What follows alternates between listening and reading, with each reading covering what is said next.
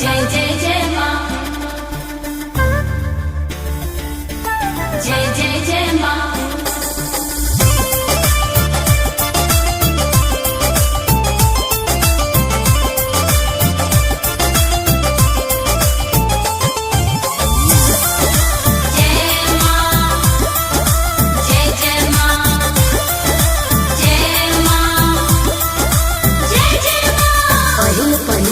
कलसा धरले भिउक दिया ये माई जलले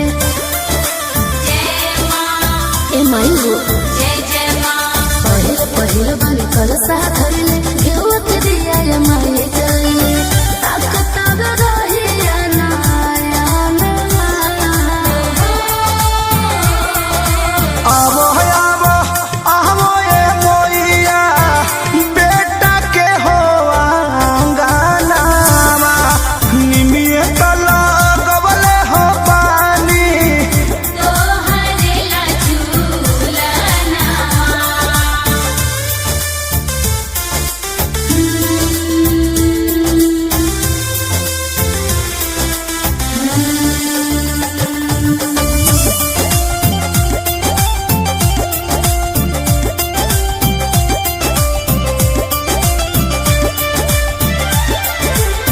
जतना में बने कोरी दिल से पुजाई सेवा में न कमी कबनो करबे माई हे माई भूलियो के घरवा आ जाई तू भगिया माई जगा जाई तू सुबह शाम करे की रात ना आवो आवो आवो ए मोइया बेटा के होवा गाना निमिए तला गबले हो पानी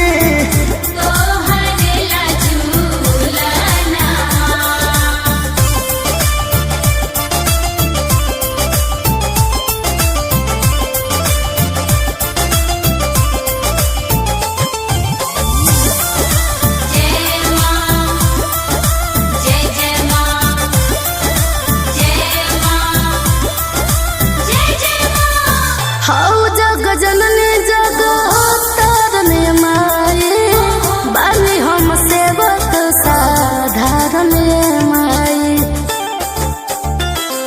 हाथ जोड़ी कहे प्रमोद माई सुनना हमर अनुरोध माई लिख सुभद्राल भजना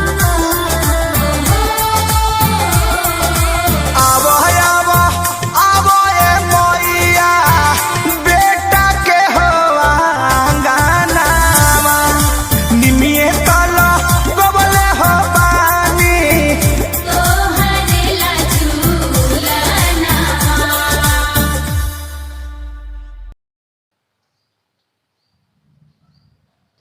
जय माता दी, जय शेरावाली मैया की।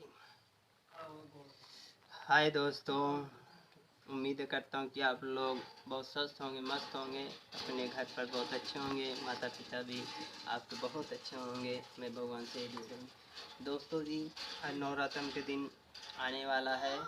दोस्तों जी, मैं गाने पर डांस किया हूँ शेरावाली मैया के। दोस्तों, आप लोग पास जाएगा, एक लाइक एक सब्सक्राइब कर देना, और दोस्तों वीडियो देखना मत भूलना। दोस्तों, अच्छा लगे तो एक प्यारा सा लाइक दे देना, एक सब्सक्राइब कर देना, कमेंट कर देना। जय माता दी, जय माता दी, जय हिंद, जय भारत।